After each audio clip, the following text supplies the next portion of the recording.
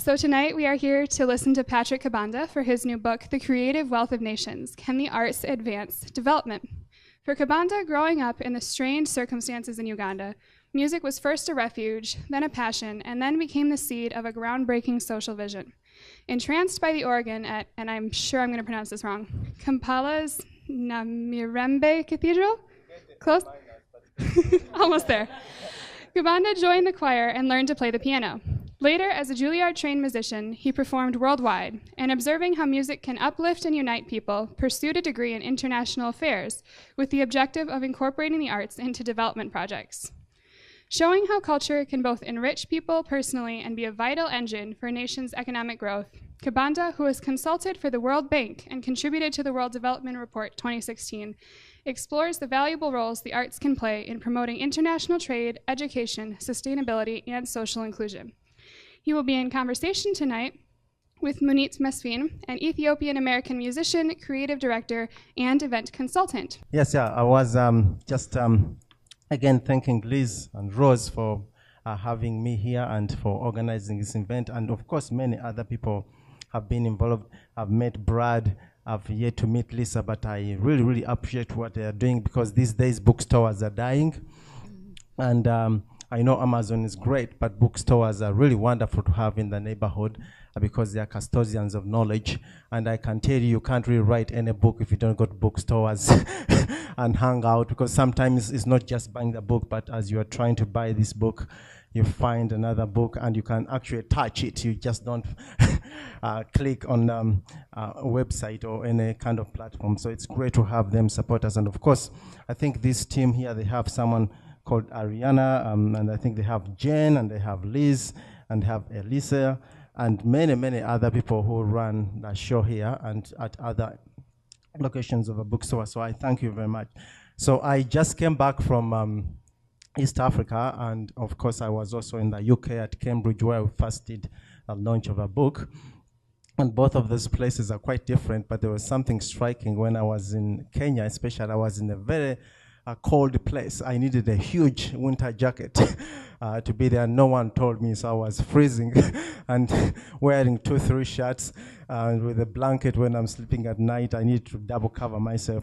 But then I came to DC and it was very warm. So there's this thing where Africa is normally considered to be really hot. And then you come to Washington. I've been sweating all this. I've been drinking water. And when people see me sweating or looking at how I look, they always ask me where I'm from. So I always like to say, well, I'm from Uganda, and because East Africa is known for running, people always assume I'm a runner. And I tell them, no, I'm actually an organist. And I'm like, what? You play the organ? So, and then some people still wonder where Uganda is, and I'm like, I should just say that I'm Kabanda from Uganda. But then there came this movie, which is Black Panther. Is it called Black Panther? And of course, you know the country called Wakanda. So I told the audience in the UK, so now why don't I just go with Kabanda from Wakanda? And I won't be responsible for bringing you the warm weather, but I want to thank you for bracing the weather, for being with us here today.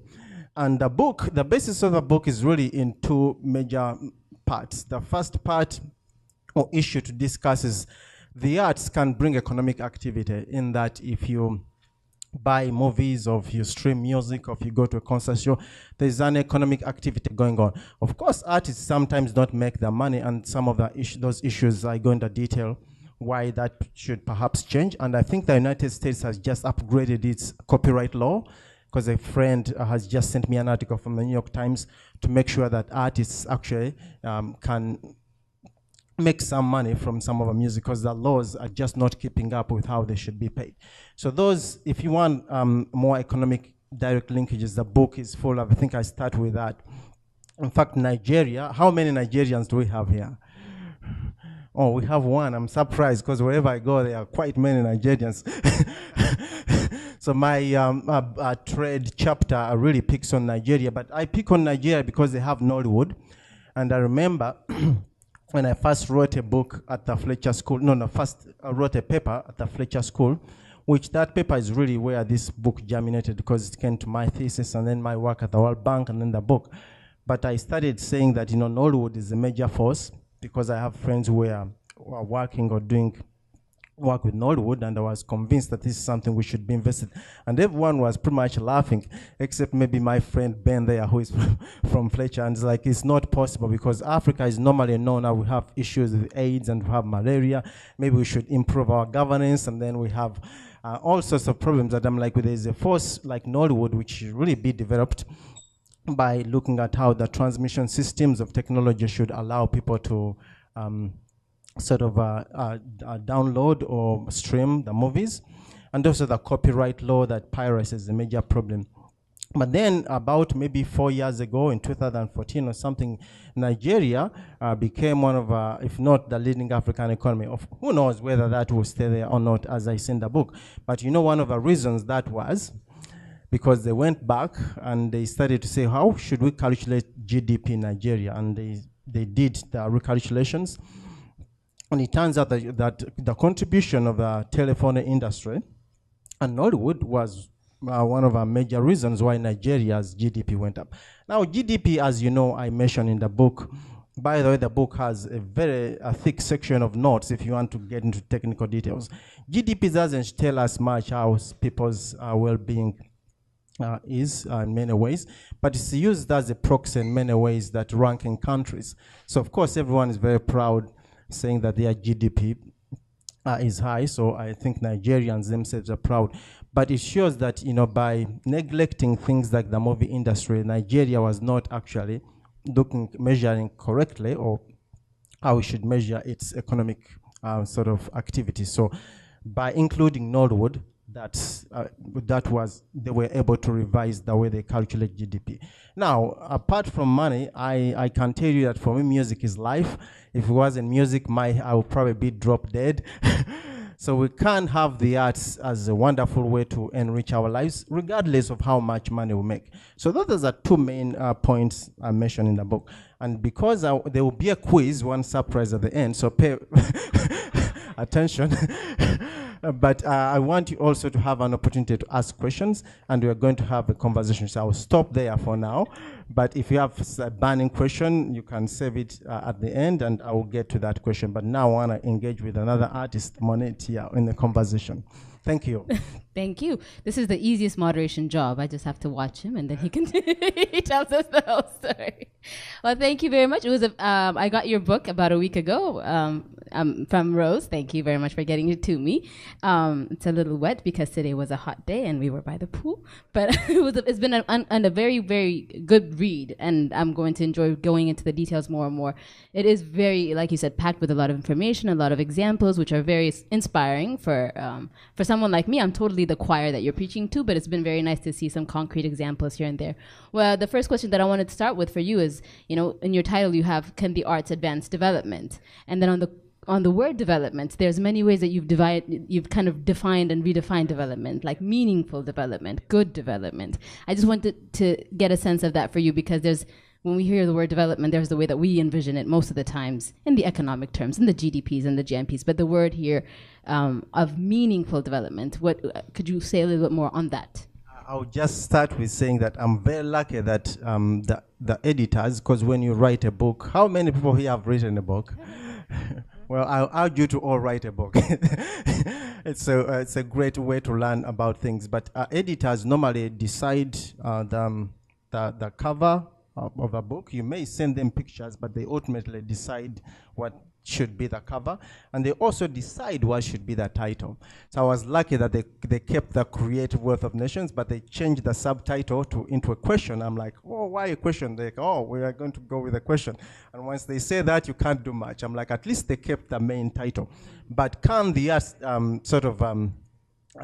advanced development is a good question. In my case, it's of course it's yes. But someone else may be like, why? Let me take a look. So sometimes it also can work as a hook. But in a book, to get to your question, I go on to say we have a lot of ways we talk about development. And unfortunately, we sometimes confuse growth with development. Those, if you look carefully, there are two different kinds of things. It's like saying, I was telling some people the other day, the word wisdom and knowledge are the same, but they are not exactly the same thing. You can have knowledge and no wisdom, and you may have wisdom, but maybe the knowledge is different. But I think wisdom is better. So they are two, basically those narrow kind of things. As the way you may look at growth and development. It's true that if you have growth, you can bring in development, because there's especially the trickle-down effect, which is known here, that let's cut taxes and people will create jobs, and the poor, the money will trickle down. Unfortunately, sometimes things don't work out that well. And then the other reason why for meaningful development is that running a national economy is not exactly how you run your own household. If the way you run the budget at home, today I'm going to eat some fish and I want to have some, maybe yogurt, and I'm going to go watch a movie, Wakanda movie and stuff. Now, running a national economy is a very different kind of thing, and I think actually Paul Krugman has made this point at various times. So meaningful development will mean that sometimes there's give and take, because economics, as I note in the book, is about choices. What kind of choices are we making to make sure that not just some people benefit and some people don't benefit? I'll tell you what's also happening here in the United States. The world will have made advances. As my guru, one of our gurus, Muhammad Yunus, has said that, there were things like cars driving themselves, and we're going to them, we're going to Mars. And, I can be here and click something and they get it in Uganda in a second. These things were like science fiction some time ago, but now they are all over us. But as you look, if you just look at even just immigration and the political systems, well, actually things are not as great as they are. And that's why in the United States, when the president who is president now won, everyone was shocked. But if you listen, I have friends who, for example, who voted for the current president. They have their reasons, and you have to understand why this is the case, because it seems like things are going very well. But politics aside, economically, the world is growing. Countries' GDPs are going up for the most part. Even in Africa, I think there's Africa rising, the narrative. But I'll tell you, when I'm in Uganda and I live like a local, you cannot tell that I'm coming from somewhere because I'm skinny. And if you are skinny, they think you are starving.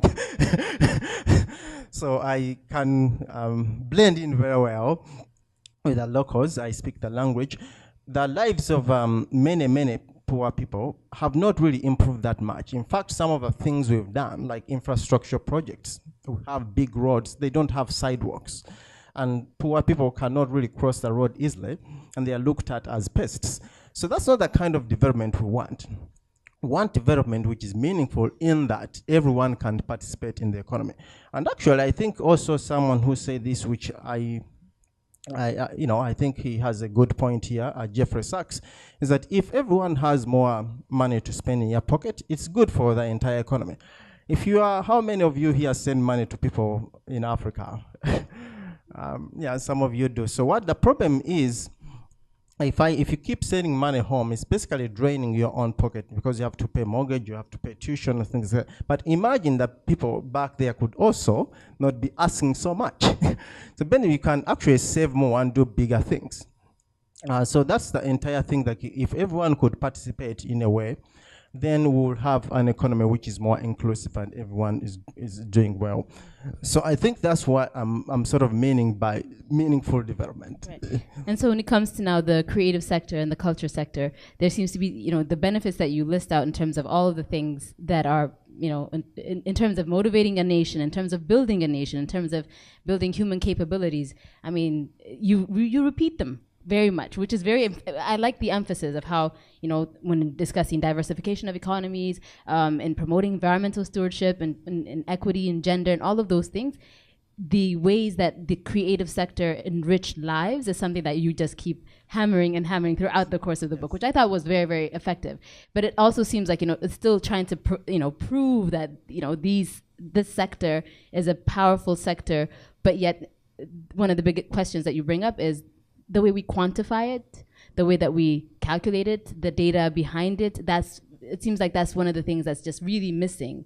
And, the mathematics of the creative sector seems to be the thing that's missing in convincing somehow that this is a sector that needs to be invested in. And in terms of that, what do you think would be the way, and who do you think is the stakeholder that needs to be convinced the most? Because it seems to me that, this is about convincing us to invest in the creative sector and getting information about the creative sector to prove the worth of the creative sector. So yeah. So the idea of repeating, actually, I'm a big fan of Bach and African drumming and stuff. Sometimes they recycle the same concept over and over, but actually in a unit, there's a reason why for that.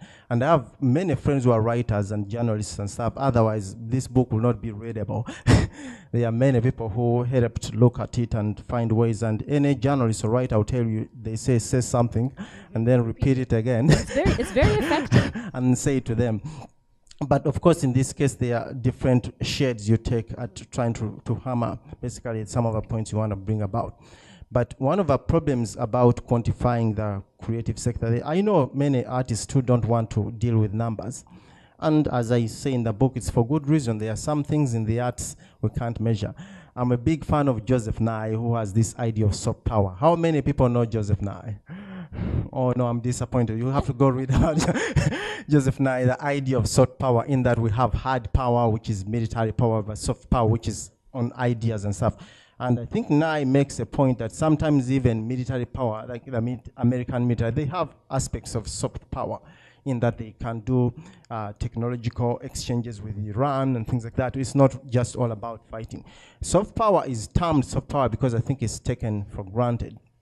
But if you look at in the arts, there are many soft things which you really can't measure. But Joseph Nye said, or at least the idea is like, let's say I have a child, and I like this child so much. I can't really tell you that I like this child 95.6%. It's not possible. And if my child messes up, if I don't like that child, I can't say, now my liking this child has dropped 50%. How many people here are married? Okay, well, we have people who are married. You may explain better. So it's like saying that if, if you're married, marriages go through a relationship, through ups and downs and stuff, but it's not possible. So I love my wife 3.6% today, and tomorrow it's going to be 7. You know you love that. It's not possible to quantify this. If you ever do, you're going to win several Nobel Prizes. But the arts are like that. I really can't tell you that if I see music, the only thing I know, for example, if I play certain kinds of music, I don't see color, but I know when I play Bach, I get a different kind of image in my brain. And if I play African drumming, it's different. And I play African chant and Gregorian chant, I sort of get a similar kind of effect. But I can't tell you mathematically that, oh, this has raised my attention 16%. So many people in the arts feel like we shouldn't really measure. Why don't we just enjoy the arts? And they are right. The problem is that when you go to deal with bureaucrats in governments and the World Bank, the first thing they ask you, show us the numbers. And one of the benefits I got from getting this book published by Cambridge was to get serious peer reviewers. There were 2 very good peer reviewers, and they asked me to look at certain books. One of the books which I was recommended and I used to really back up my argument is called The Geography of Genius, which shows, how creative places become creative places. Another book which was encouraged, was recommended that I read is called Poor Numbers, and deal with African statistics. And this book, I encourage you to read it, shows that sometimes the GDP we use, the measures we use to allocate resources or funding for African projects, are actually numbers made up. In that, our World Bank may say, according to the GDP of Mali, they want to borrow 26 million, but their GDP is only 10 billion. So well, a lot of those numbers are not accurate numbers. And worse, when we come here from international organizations, what we do is teach people how to enter the data into computers so that we can get it wherever we are, whether in the United States or United Kingdom or in Germany. So when we go to do trainings, we just teach people that, this is how you should enter the regression, and this is how, but we don't tell them, where did you get that number? Why isn't it consistent with what we are looking for? And if you get questionable data, what can we do to see that we actually get to the root of a problem? So in this case, the arts miss out, because there are many cases I go and no, we even writing this book, the question at the World Bank, where is the data? You can't write a book without data. And my answer was like, Adam Smith wasn't really into trying to find data. He observed things and wrote them, and today he's the leading, kind of thinker which the economics sort of profession has placed his background. And actually, Adam Smith is misunderstood, many people could say. So the idea is that without the numbers, then it becomes impossible to convince. Unfortunately, even with the numbers, some of the numbers we get are not accurate. So what I propose, in fact, chapter 9 here, which deals with data in the book, was chapter 1. And one editor I had earlier was like, no, you can't start with this chapter. People will be thrown off with numbers. Put it in the back. And even there are some very complicated numbers there, but it starts out with an exchange between an artist and a restaurant owner. Right. On Craigslist. So that it's easier to try to get into this. But that chapter was about to propose ways we can start measuring cultural data. I think there are things we can measure. For example, let's assume we have museums and we have trouble attracting students in the Washington area to go to these museums. We can't count how many people show up during the week. Why is it that on Fridays we get more women than men? And why is it that high school students from Pennsylvania come and not? So, but we can do that by going and measuring that. And also, right now we have the visa problem. If you're not a very famous artist, getting a visa to travel is very, very difficult. So you can go to the board and say, okay, how many musicians come from the Netherlands to the United States? And why are they not coming anymore now? But we can only answer that question by knowing the flow of exchange. And then we can look at, okay, Mali is a big cultural exporter in terms of music. Okay, which country buys more music from Mali? How do they get it? Do they find it on Facebook and stuff? So those kinds of things are sort of possible to do. So that way, when we collect numbers, we can be on the table. It's like saying that you have different tools you can use to sort of make your argument. But I also argue, and this is actually comes from, I'm a big fan of Mary Ryan Robinson. Who knows Mary Ryan Robinson here? This is another person you need to go and read about. She's great, and I think her work is remarkable. But I quote her in, I think, the last chapter of the last sentence of the Dutch chapter, in which she said that science, in this case, you can look at economics as either pure, dismal science, whatever, but it can give us the knowledge, but it really can't give us the wisdom, because there are two different kinds of things, as I mentioned earlier. So now I also propose that sometimes we need to get policymakers and economists who are just into numbers realize that, to start appreciating what the things which we can't measure, because life is not all about getting something and money and all this. There are other aspects we need to think about. And I think that if we start looking at subjective well-being, that's a question which is very possible to answer. But also opening our minds, like, okay, people care about music all over the world. Why don't we just invest in something people care about without even worrying so much about the returns? So that's, it's both ways that, yes, we should try to get the numbers, but also let's convince us there are some things we are not going to be able to measure, but because we can't measure them doesn't mean that they are not important. Yeah. Thank you. And just for reference, the reference on the Craigslist story that you mentioned is about a restaurant that had asked for musicians to come and perform at a restaurant, but that, it's to promote yourself as opposed to getting paid. And I think then the musicians then started sharing something along the lines of, I'm a restaurateur and come and bring me your food, but we're not going to pay you for it. Like, how is it so easy for musicians to be told to come and provide their services for free all the time while people are willing to pay for other services? That was kind of what the story was in that section, which brings me to the next question, which is on the valuation of art. As Africans, most of us have heard the words, you're a doctor or an engineer or a lawyer, and that's who you're going to be when you grow up. And that value system, I think, is very much throughout the continent. I don't know, there's probably a couple of African countries. Did everybody hear this growing up from the Africans in the audience? Be a doctor, be a lawyer, be an engineer. So there aren't that many parents that are pushing us to be artists. I'm sure you felt you had some resistance growing up. I was a rebel, otherwise I would not. Right. So those of us who turn out this way are already gangster to begin with. But in terms of policy and politics and things along those lines as well, when you look at the ministries of culture and tourism and things like that, they're very understaffed, under-resourced. Even in the African Union level, you find that they're very minuscule in a lot of ways. And then in terms of, when you talk about policy and even finding the data, even wanting to find the data, even around the arts and how the arts challenge governance and governments, and that kind of like relationship that we have between the artist and the state, the artist and the parent. Like, I feel like that has a big impact on, for instance, as an African, the African context of why arts are where they are. And I just wanted to get your inputs on that. Yeah, so actually this book, I am glad that some of you have bought it, and I find it readable. It was written, it came about as a thesis, and you know many of your academic papers are not the easiest to read. Footnotes after footnotes.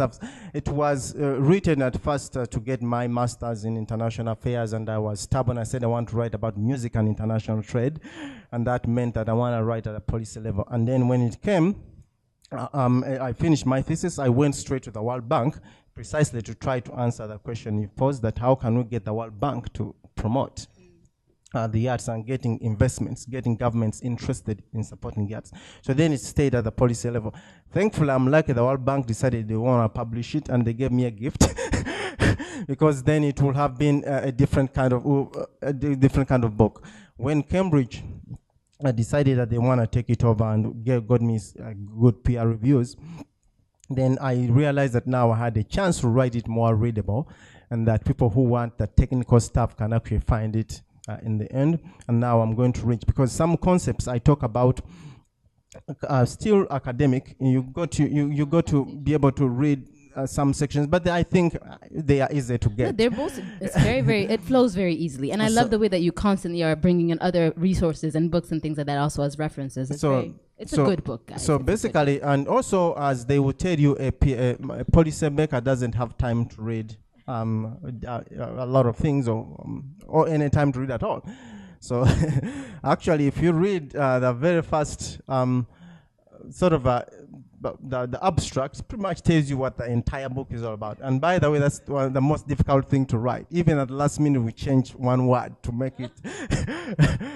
it because then in that space you have to be able to explain what you are talking about. If you can't, then it becomes difficult for people who don't have time to actually pick it up and make decisions. But the book is trying to get away from this myth, and I use my life. I grew up being told, oh, music will not take you anywhere. I'm like, you look. Then, you're going to starve to death. That's slightly correct, but it's not correct entirely. And then the other thing was like, music will make you stupid. So I say in the book that at Makerere University, which used to be considered the Harvard of Africa, music majors, it's called music, dance, and drama. So that acronym could become like Musiru Darajara, which means very, very stupid. So a lot of people who were music majors were considered stupid people because they are majoring in music. So if you major in engineering, science, accounting, then you are definitely very serious and smart. Ironically, which is a sad story, is that a lot of students go study this, but they don't have jobs. And basically, there's no economy in the world which can just use people who are just accountants, engineers, and doctors.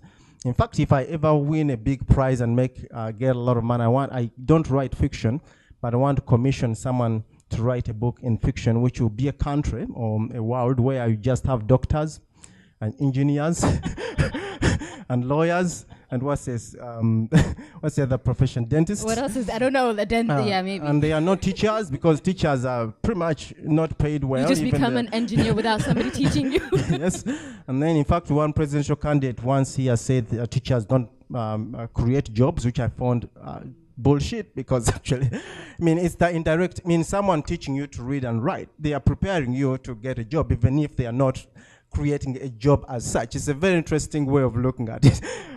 And actually also that universities, I talk in the book, may not be creating jobs directly, but by bringing in students and having professors buy homes and restaurants around, that's actually creating indirect jobs, which something you may not even think about. So imagine a world that the teachers are absent. The farmers also actually looked down upon.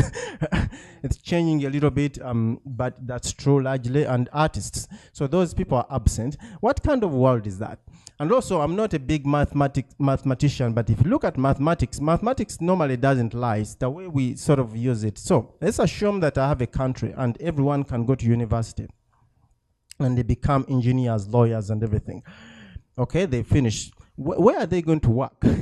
There's no country which can just churn out lawyers. And we are all lawyers and we are all engineers. Where do we work? Now we can't even come to the United States easily to get jobs, which Americans may not want. But even in the United States, the economy is not just run. Hollywood is a big, big part of what America is all about. And ideas, universities are all about generating ideas. The issue that things which are not considered money generating are not useful is really seriously flawed. So the issue here is that we need to tell, if you have children, how many people have children here? Oh, that's more encouraging, but I ain't. Yeah, I mean, if you have children or have friends and they want to be artists, you should encourage them to that. Now, the book takes a very big sort of argument in that these things can actually be interdisciplinary, in that they are not mutually exclusive, if that's the word.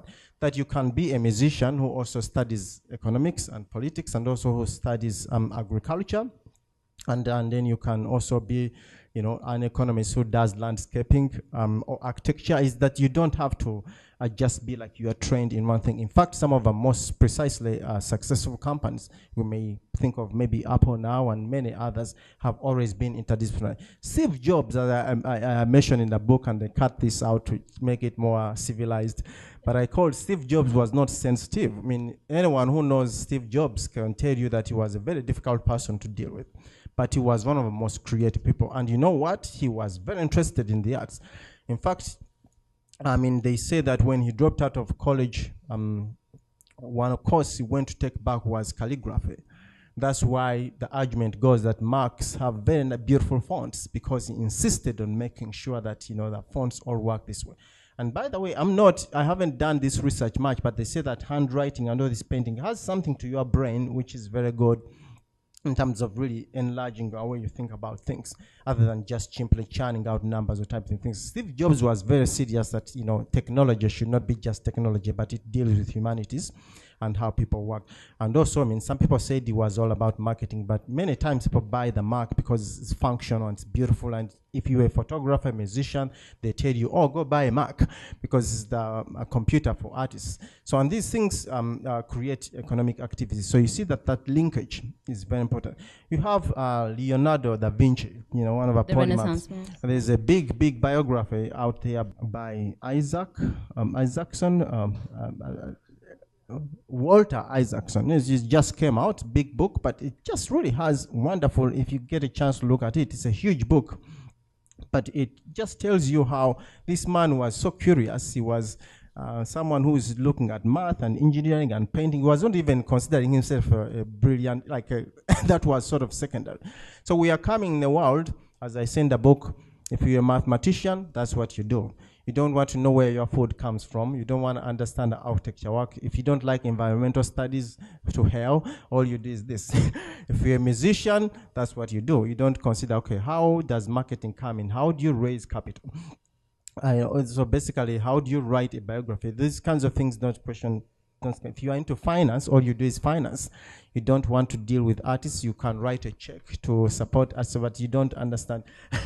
But the book sort of argues that actually knowing these kinds of things in terms of being interdisciplinary is very, very useful. So policymakers need to understand that by combining these subjects, you don't have to know everything. We are not all going to become Leonardo da Vinci, but at least having an appreciation. And in my view, if I appreciate how you do something, I am more likely to value it and pay you more. One of the reasons artists are paid is that many people don't understand what it is to actually become a great artist. To just even learn how to play Twinkle Twinkle Star seriously is a lot of work. Unless you are some sort of genius. But if you don't appreciate that, it's very unlikely that you're going to invest in money. And that's why many times people who love the arts end up becoming the biggest patrons, because they understand the value. And if we sort of promote that, it's going to be, and this is not only in the arts, I mentioned agriculture. If we don't care how food is grown and how are we going to respect farmers, if we don't even want to try growing a tomato at home and see how it's going to not be easy. But if you try it, you're going to actually appreciate that this is the kind of work we need to do. And sometimes it's not all just about that we will pay people more, although that's great, but just respecting them and having them be part of as contributors to our overall well-being.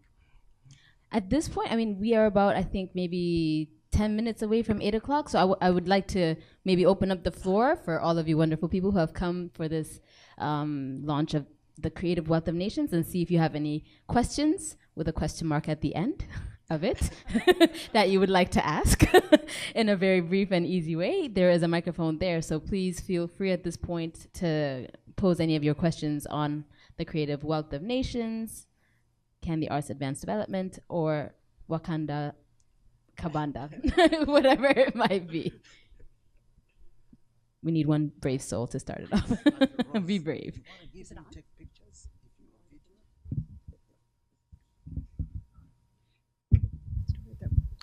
Hi, I have a question. I am a scientist, so Yes. Scientists, engineers, doctors, whatever. What I've We noticed, still I'm an love engineer. you. Huh? We still love you. I love the arts. I love the arts. So I'm a scientist. My friends are scientists and engineers, make a good living, are very comfortable. And I've noticed a large proportion of my friends' children have gone off to become artists. They're in the theater, they're in bands, and they're all those things. And I have this hypothesis that they've grown up in security. And their parent, they had a secure upbringing, and so they had the comfort to reach out and go into the arts, which are less secure.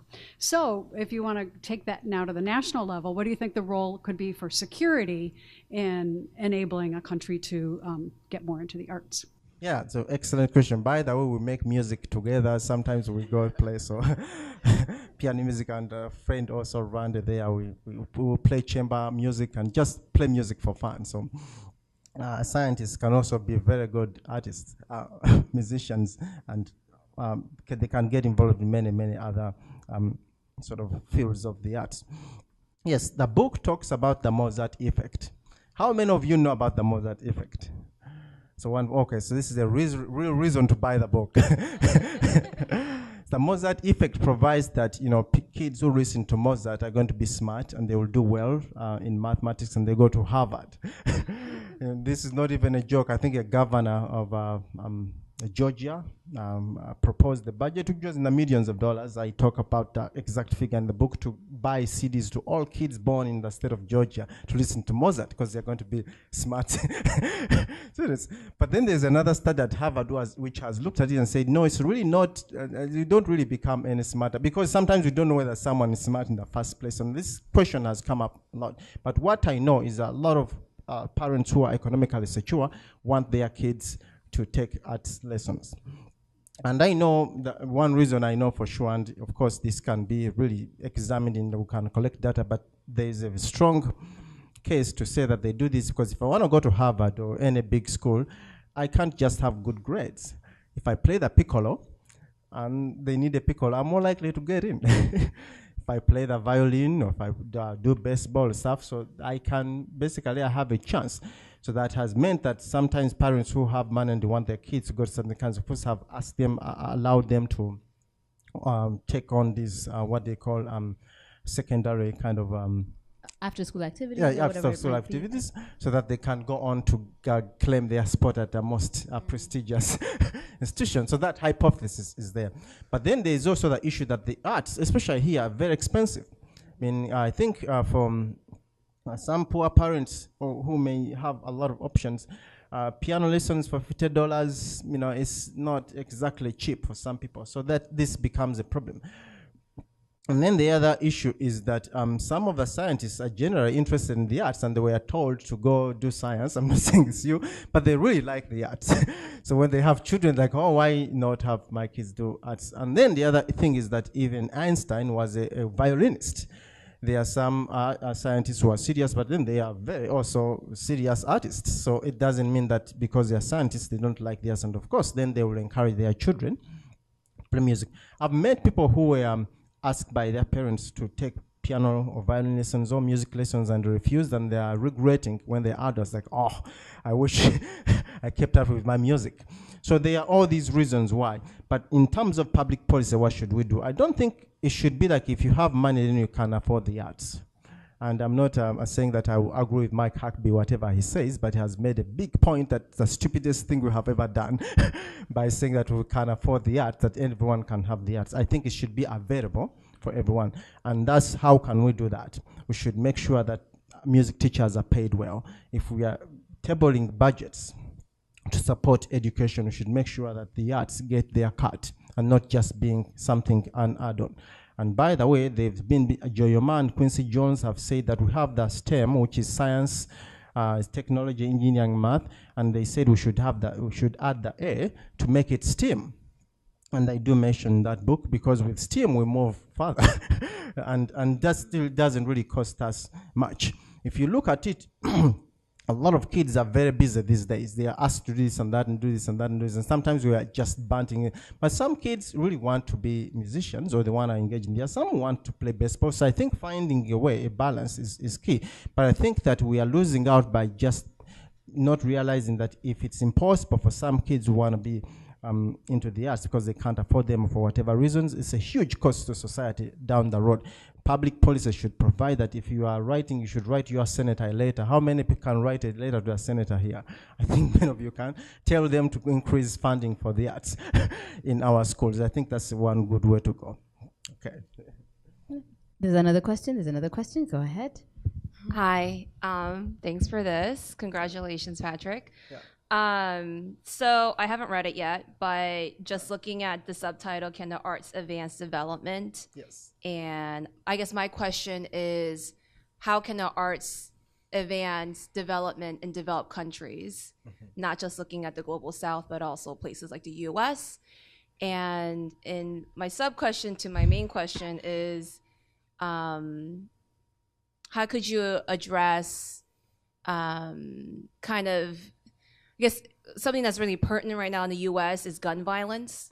So how do you address issues like gun violence and perhaps gender inequality in the US, so in developed countries, how to use the arts for that? Yeah, so Thanks. one of the biases we have is that normally when we are talking about poverty, we think that poverty only exists in countries like, Uganda, Kenya, and maybe Thailand, maybe Brazil or Mexico, but even in the United States, and some biting poverty, you not even believe it. And it's a shame, and that's why GDP is very misleading, because the country with towering trillions of GDP, how come there are people struggling?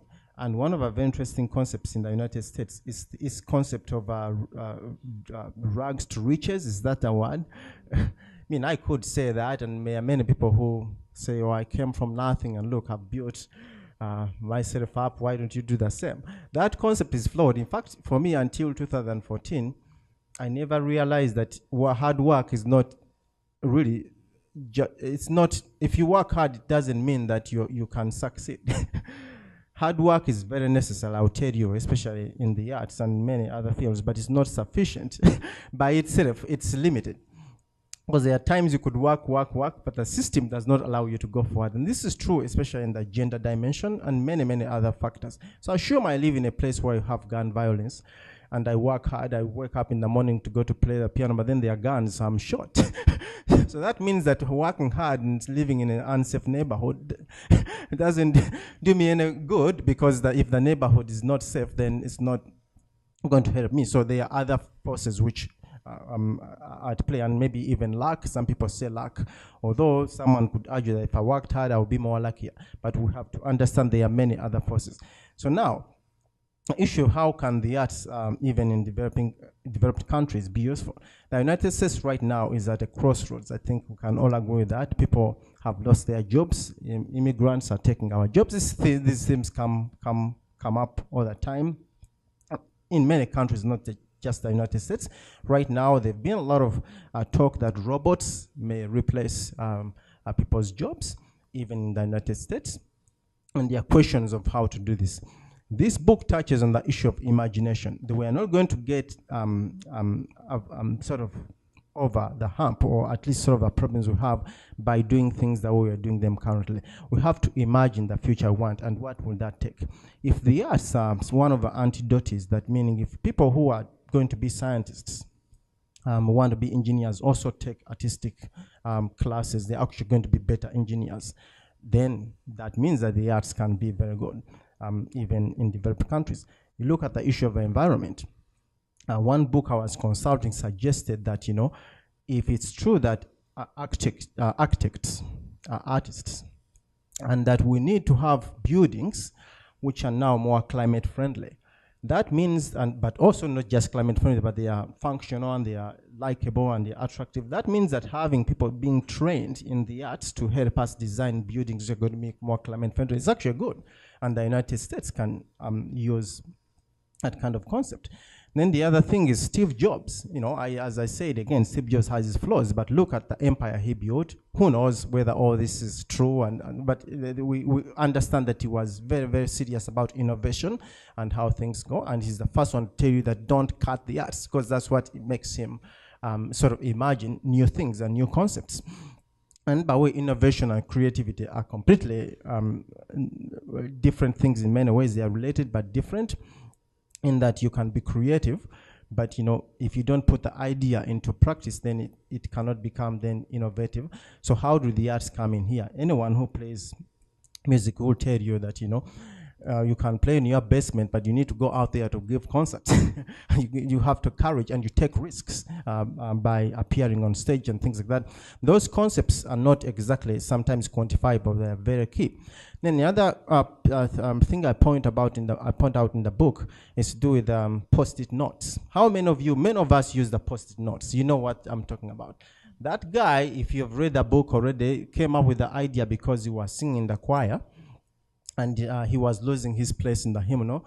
And then he had a colleague at I think the Minnesota Mining Company who was an engineer and trying to play with glue, which was not strong enough. Long story short, the guy found a way to combine the glue with these sticky notes, and came up with one of our best-selling products we have today. And if he wasn't singing the choir, who knows? Maybe he would have been inspired in many ways. But it's true that his participation in music and wanting it so much enabled him to unlock the potential. Because we all have potential, but unlocking and realizing it's where we need more inspiration. And the issue of gun violence is terrible. And I am not a politician to talk about this, that in this country here, where in Uganda it was even a joke in many African countries that when I was growing up being a child soldier, you will open newspapers, people show you these little kids carrying guns which are almost bigger than them, and it was a terrible thing to see. But then you come to the United States, they are telling you people, right now, how many gun murders have we had in schools? It's terrible, and this has to be changed. Now, how can the arts help? One way is changing people's minds. And I think if I was a movie director, I would try to create a movie, that's the way it is, which addresses the social issues and educate people. Why is it that, why do we need to live with these guns in our basements? How can a movie teach us that it's actually okay not to live with them? Because if politicians go on stage, they are normally trying to get votes. They may not get to the issue directly because, they want to make sure that they appease or please their supporters, and sometimes they don't cut to the issue. So that's one of the things which can be done. Then the other thing is the protest movements, which, no one wants to get arrested, but we know, for example, in South Africa, that music has aided protest movements, the apartheid movement. Not that people eat music, but at least by being able to bond and not losing energy as they participate in these musical things, and it helps them to carry a message, can also be another way to get to sort of try to see how we tackle this problem. Another way which can be done is that, talking to kids who are, I'm not saying that they are not artists, they are people who engage, who are proud of having their guns are not artists as well. But there's also a concept I think I talk about in Brazil, where some kids are around guns because it's been the norm in their neighborhood. And artists, I think, is the movement called Afro Reggae in Brazil, has tried to go into these favelas to try to address the social issues. So here in the United States, the neighborhoods where gun violence is a big problem. What is going on there in terms of community and in people's homes? Maybe the arts can be a way to sort of get some of our kids, because some kids may be dragged into this, but they are no things to do. And we'll see how we can use the arts to build an alternative movement. So those are my concepts. I'm not saying that they are entirely on point, but I think there are things to think about. And gender, yes, it's apparent that right now the gender divide is still even apparent in the United States. Harvey Weinstein, in fact, my chapter on gender divide was supposed to be Hollywood, but I was told by some editors that, no, we are talking about really developing countries. So why don't we maybe look at India? So that's why I looked at Bollywood. But then as the book was about to be finished, then Harvey Weinstein, I think, is now arrested. Isn't he arrested? So this issue is terrible. No one should be treated that way, that if women go, if they can't get a part, if Harvey Weinstein haven't done something with them, I think it's not a good system, and I think that should not be in any country, whether developed or developing. And the issue of pay, many times women now also have to shoulder. In fact, in many cases, they are contributing more to the household budgets. So it's a shame that they will not be paid in the movie. The movie industry, there was an email which leaked showing that the woman doing the same part was earning way less than the man. So this should not, even in a developed country, this should not be a problem. And by the way, some of us who come from developing countries and you go to a school like Fletcher or Georgetown or wherever you study international relations, you get tired of being in a class and told that you're behind because you don't respect your women. Girls are not going to school, that's why your countries are not developing. That's true, but also it's true that in this country there's ways to go for women to get their equal rights. Did I answer your question? Great. I think there was one last one, because I think we might be at the end of our time.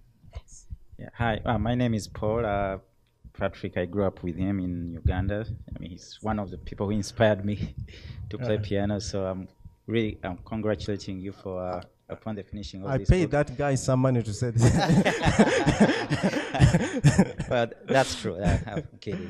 Anyways, so Patrick, my question is, it's about the piracy or the copyright issue in Africa. So in the wake of the internet, somehow, even in America here, the musicians are suffering. It's probably a curse and a blessing in some ways. It's a blessing in a way that, you get known out there, your name is out there more easily than it used to be. And it is a curse that, your content or your material gets out and people can access it without paying or something. And has quite impacted the American artists on quite a big, in a broad way. I don't know how you found in your research how it has kind of impacted, like in the developing countries. I mean, to begin with, in the developing countries, there was, they get their money through the albums, CDs, they sell that one. So I don't know, in the wake of the internet, the social media, do you find, is there a correlation between the American artists and the African artists in that way?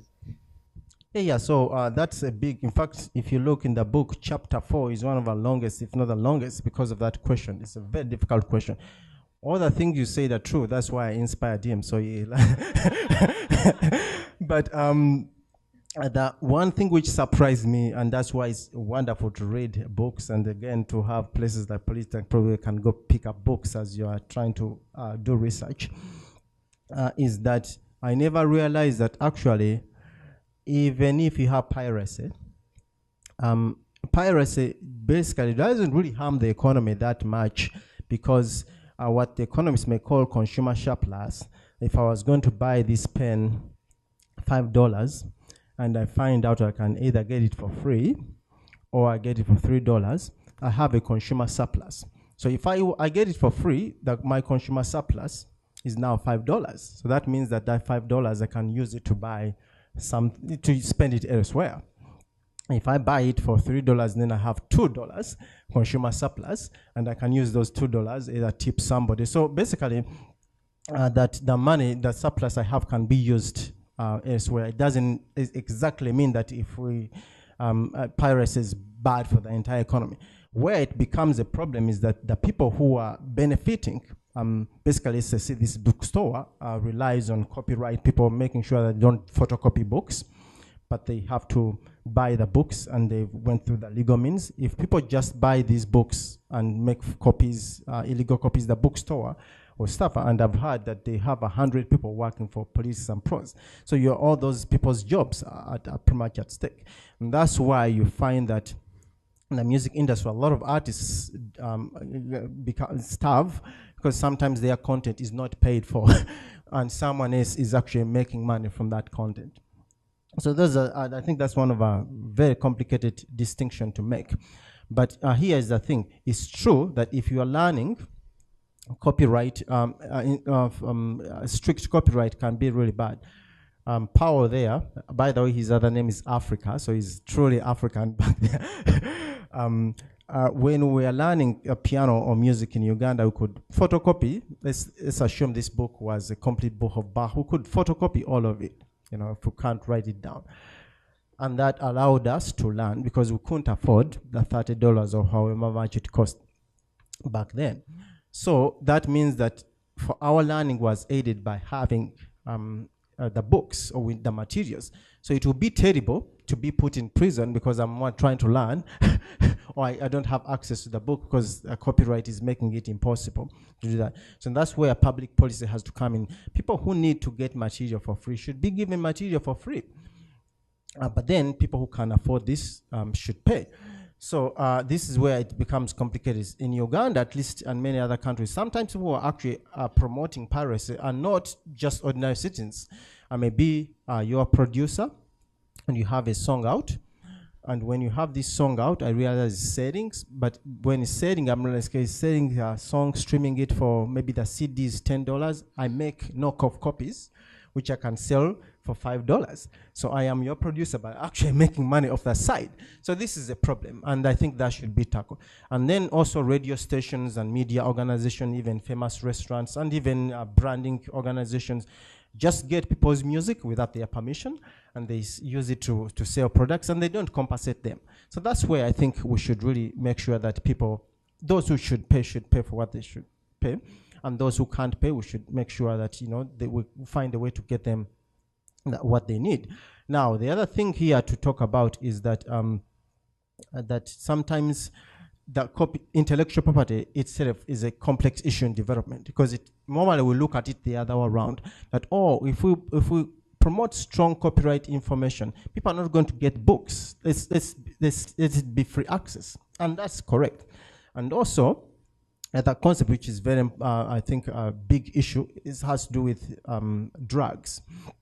When HIV was a big problem, and people are trying to get drugs to poor people or anyone who couldn't afford, it was immoral for basically, some people said, for Pfizer or any other pharmaceutical to say, I'm going to charge so much for this drug, when people can't afford it, Whereas if you have an Indian company or Ugandan company or Chinese which can make knockoffs, which are costing cheaper, then there's no way why we shouldn't allow something like that. If you look at it, that argument makes a lot of sense. And of course, we should not, it's immoral to see people dying. In fact, I think in the United States laws, if I have an idea or a drug which is going to be for public good, they will take it away from me and make it available.